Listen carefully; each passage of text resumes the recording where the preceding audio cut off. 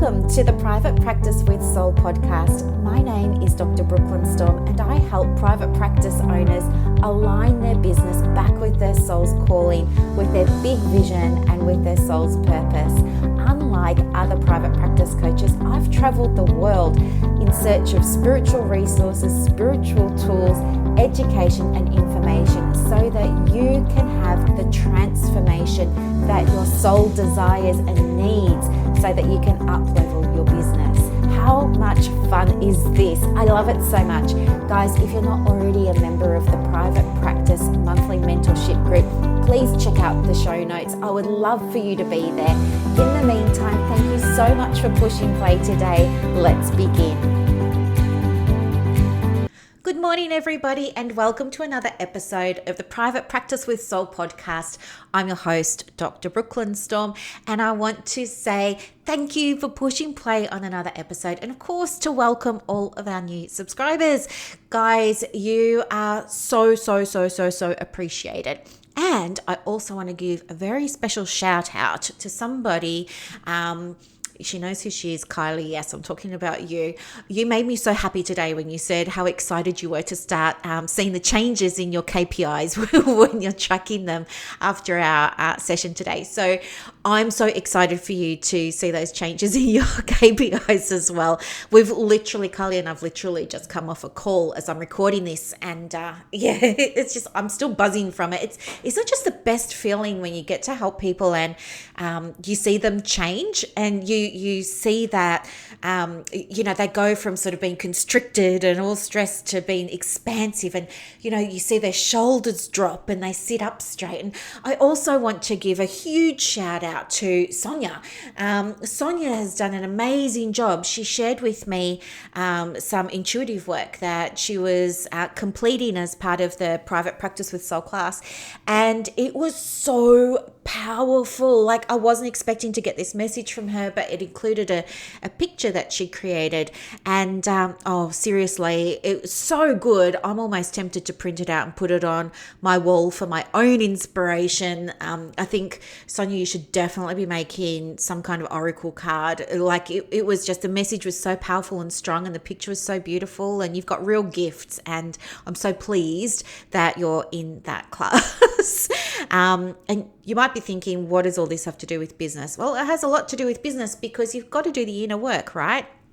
Anyway, what I want to talk with you about today is something that came up in my group, was visibility again. So I felt like, let's tackle this, and I will show you how you can integrate your masculine and your feminine energy so that you can feel really safe to be visible online, and also so that you can start to see conversions in terms of, the number of posts that you put out to the number of inquiries you get, and the number of inquiries you get to the number of bookings, and so on and so on. It's kind of like a little bit of a domino effect.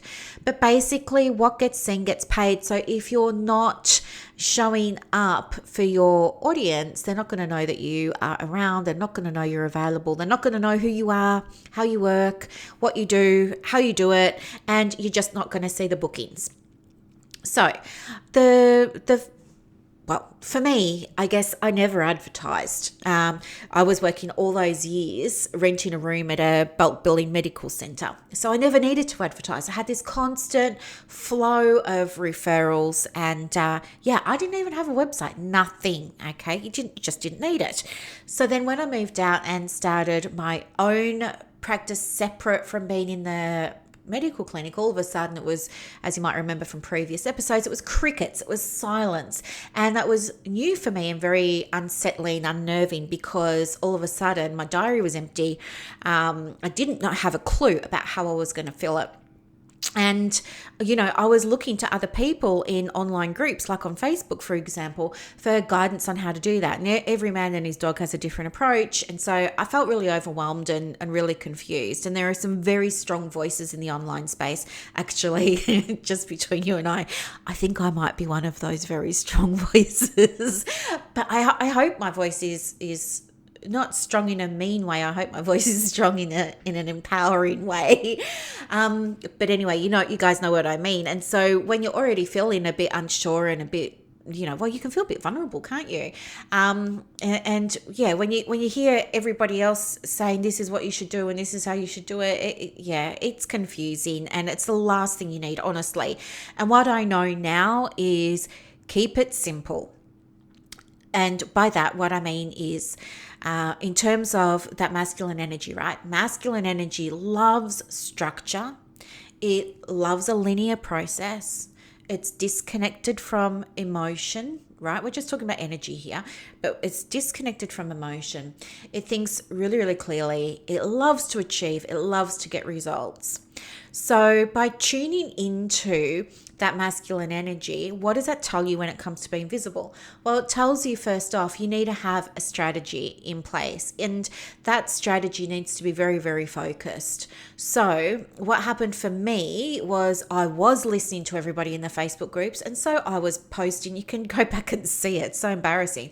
I don't delete anything, right? Because I believe in being transparent. So go and laugh at my mistakes, and don't you dare make them. So I was posting simultaneously, like the same content on all of these platforms. No joke. I had a different podcast back then. It's no longer available. Well, I think you might be able to search it up, but I haven't submitted a new episode on there for eons, so I don't even think it shows up in iTunes anymore. But I had a podcast. I was posting on LinkedIn. I was posting on my Facebook pages. I was posting on Instagram. I was emailing. What else was I doing? I was hosting community meetings, all of this sort of stuff, right? I was killing myself, being everywhere. And what nobody told me was that my clients weren't everywhere. In fact, it didn't even occur to me to ask myself, where are my clients? And anyway, I was then thinking, okay, I need a better strategy. So part of the strategy for me, even today, is understanding where my ideal clients are. And I know now, so as I'm sort of moving out of counseling, look, I see a handful of counseling clients a week just to keep my finger on the pulse, but my bread and butter is coaching, supervision, and mentoring. But I know that clients that I work with are usually, 99.9% of the time, they're women, they're in private practice, and they're wanting coaching, supervision, or mentoring. And most of the time they are on Facebook, right? Occasionally I get clients find me on Google, and they find me through my website. That's all good. But the bulk, probably 85% of my clients find me through Facebook. And I know this because I track it. And so it makes sense for me to focus on Facebook.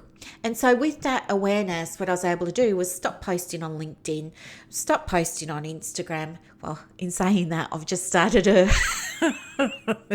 Instagram feed for Private Practice with Soul podcast. I'll put the link to that in the comments. Like, it's brand new, so don't laugh, but it's brand new. I think there's only like about, 12 posts in there, but it's all fresh and it's clean and it's pretty and it's sparkly, and I'm actually writing captions now, which I was never doing before. But the reason that it's separate from the business, but I'll just digress. The reason that I've started that is because over the last just over 12 months, there's been a really big increase in the number of people who are subscribing to the podcast, downloading episodes, playing episodes, sharing episodes, and they're starting to come through now as inquiry calls and booking in as clients. So the foundation for me is starting to shift. It was almost entirely Facebook, and now we're starting to see it, Facebook drop a little bit as the podcast traffic is coming through. And I expect that that's going to continue. Like, I expect that the podcast traffic is just going to continue to grow. There's no reason why it wouldn't. And so I also know a lot of my podcast listeners don't happen to be on Facebook.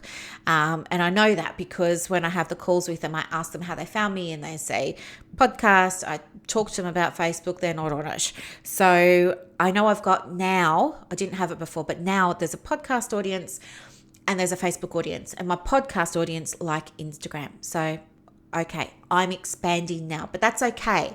And I'll tell you why in a moment. And so what you want to do is stop posting everywhere and find out where your ideal clients are spending their time. And it might not be where you think it is, okay? So how do you find out? Well, you're going to do a survey. You're going to, create a survey, use SurveyMonkey, put it on your website, put it in your email, put it on your Facebook, whatever it is.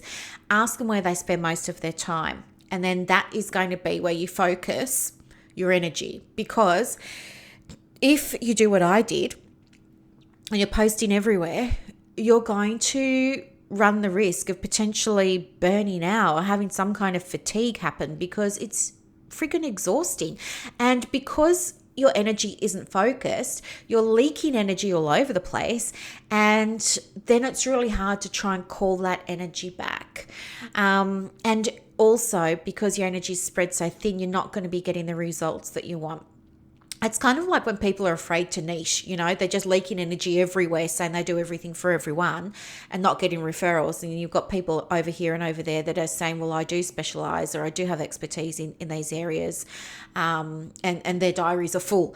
It's kind of the same thing. So step 1, learn where your clients are. Step 2, master that platform before you expand into others. So for me, what that looked like was mastering Facebook. And while I was busy mastering Facebook, which has taken me, 3 or 4 years, while I was busy mastering Facebook, the other thing that I started to do more recently over the last, say, 18 months, 2 years, is podcast. And I was originally podcasting not with the goal of turning it into a pathway for clients to connect with me. I was just doing it because I love the idea of having a podcast. I was just loving it. I was just very passionate about it. And anyway, over time, as you know, it's evolved. And so now I'm now beyond one platform. My business has grown so much that now I'm across 2 platforms, including the podcast. So I've got the podcast and Facebook as my main 2 platforms. And recently, as you heard, just very brand new, just started feeding some information there into the Instagram feed for the Private Practice with Soul podcast. So don't exhaust yourself by being everywhere at once, is what I'm trying to say in a very long way around. Once you know where you're going to be setting up shop and setting up your marketplace, so to speak, that's where you're going to be doing your advertising and your marketing. The next thing that you need to do is have a strategy behind it. And I'm not going to go into it again. You know how I feel about people sharing quotes and how I feel about people sharing other people's stuff. Doesn't work. It's not going to convert. You'll keep yourself busy and not seeing results. You need to write your own content for your own audience in order for you to be seen as an authority, in order for you to be seen as credible, in order for you to be seen and trusted over time. And, while clients and your audience might not be engaging, it doesn't mean they're not watching. They are. I hear it every day. People will say to me, I've been following you for years, but, there was something about your last podcast that made me want to connect with you, or whatever it is. So don't ever think that it's not landing. You have to remember the field that we work in is sensitive. It's not like we're working in, fitness and essential oils and, building and construction and all of that. No, we're dealing with, a lot of us, mental health. And so it's a very sensitive field. So don't take a lack of engagement to mean it's not successful. Okay? You'll only undo yourself. So have a strategy. So your strategy needs to align deeply and powerfully with your values and with your business goals for that quarter. And this is what a lot of people don't think about. They just look for pretty pictures and share them. It's BS. It doesn't work. It's not an effective strategy. Understand what your goals are for this quarter. And given that we've just started a new quarter now, it can be a really great time for you to, this weekend even, reflect on your business plan for the coming 12 months, break it down into those quarters and have a look and say, okay, what do I want to achieve this quarter? And that's going to be different for everybody, but some common things that you might want to be wanting to achieve could be turnover, could be bookings, could be increasing your inquiries, could be increasing your following, could be, do you know what I mean? So be aware of what your focus is and then plan your posts. Don't do ad hoc posts because, again, it's ad hoc. It's not going to generate referrals, inquiries, and it's not going to help you with the business. So think about what the goals are and then plan your posts to help you achieve those goals. Okay. And that's your strategy right there. Now, back in the day, I didn't have a strategy. So embarrassing. Like, I just had no clue. And what did I do? I forget where I got them from, but I bought like a whole lot of quotes from Fiverr. Yep. It was when I was just learning about Fiverr, right? And if you don't know it, Fiverr is a freelancing website. It's spelt with 2 R's. So it's F for Fred, I for Igloo, V for Victor, E for Edward, R for Robert, R for Robert.com. And anyway, I was typing in, quotes, and I purchased, a couple of hundred quotes, I think it was. And I had my branding put on them. And then I just scheduled them all to be posted, and I didn't have any captions. I didn't have any hashtags, but I thought that was enough, right? Because I didn't know what I was doing, obviously. And I didn't get any referrals from social media as a result of doing that. Kept myself busy and I felt like I was doing something, but because there was no strategy behind it, it fell on its heels. It didn't work. It didn't work for me. And then I was like, social media doesn't work. It does work when you've got a plan. So have that plan in place and align your posts with the plan. And once you've done that, just look, the way that I do it is I have a little template, and it's just a big box with grids in it, right? And each grid is like day 1, day 2, day 3, day 4, all the way up to 31 days. And at the very top of that grid, I write what the goal is for that month or for that quarter. And then I write down what my strategy is going to be. And then I plan out the type of content I'm going to share. And by that, I mean, is it going to be delivered via a podcast, or is it going to be delivered on my Facebook page? And then I make notes in each one of those boxes from number 1 to 31 about what I want to speak to or what I want to focus on. So that's what I do. And it feels really good. Like, my masculine energy is in heaven doing that. And then I just need to stick to it. That's the only other thing. But my feminine energy is also in heaven when I do this, because then she's able to relax and she can just say, oh, okay, I know what I'm doing. All right. So for day 1, we're going to be focusing on, speaking to money objections. And now I get to be creative in terms of my writing around money objection, or I can be creative in terms of a picture or a diagram that represents a money objection, or a metaphor or a story or whatever it is. And so the feminine needs that structure in order to feel safe, calm, relaxed, enough to be able to write the content for that. And you will absolutely notice a shift if you try writing your content this way.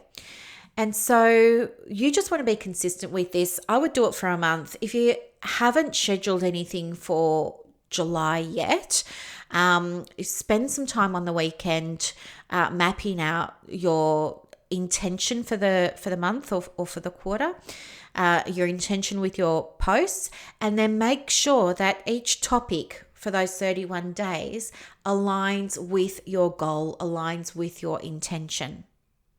And this is how you're going to embody who you are, your values, your goals, your purpose. This is embodiment. This is how it happens. And you're going to be showing without telling, which is really, really beautiful. Instead of saying, look, I'm all about women's empowerment, you're going to be showing that you're about women's empowerment through your graphics, through the stories that you share. One post might be a story, another post might be a research article, another post might be a question that you ask them. There are no limit to the types of things that you can post about. They don't all have to be really long posts.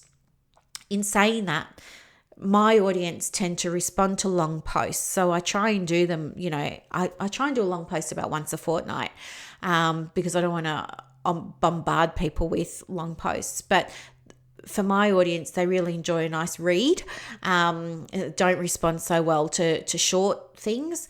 I've noticed too, my audience has changed recently. So I'm now attracting additional audience, and this new audience don't like pictures. That I get more engagement on posts that don't have pictures. So I know for this particular audience, keep my posts really short, keep them to the point, don't muck around, don't include spiritual pictures or anything like that. Just, that's not what they want. And that's fine. My other audience love all of that stuff though, and could gobble it up all day long, and I could provide it all day long. So you have to understand what your intention is, what your goal is, build the structure so that that feminine energy can come through and really, really, really, really shine. And that's how you create a visibility strategy that's not only powerful for you because it helps you reach your business goals for that quarter, but it's really impactful for your audience because they're getting to see who you are. It's authentic, and it's going to encourage them to stick with you longer as they get to know you. So this is Visibility 101 for women in private practice. You've got a strategy there now that you can absolutely go away and implement. If you do implement it, please tag me in your post so that I can come along and, give it a heart and give it a comment and bump it up the feed for you so that it can be seen more. That would be my pleasure, of course, to support you with all of that. Of course, this is one strategy, and it's the first strategy that you need to put in place to promote your private practice and generate those inquiries and convert them into bookings. But of course, there's more strategies as well, and I could do podcasts all day long. But we do go into these in more detail in the Private Practice with Soul class. And as you well know now, the doors to that are open for another 6 days. So if you haven't enrolled yet, there's still time. If you would like more information on it, click the link below. If you want to talk to me about it, that's cool too. I'll put my email address below, so reach out with any questions about the program, and I'll be more than happy to help you. So I hope you all have a really, really beautiful Saturday. You've got homework now, organizing your visibility strategy for the coming quarter, and I will talk to you soon. Thanks so much for listening. Bye.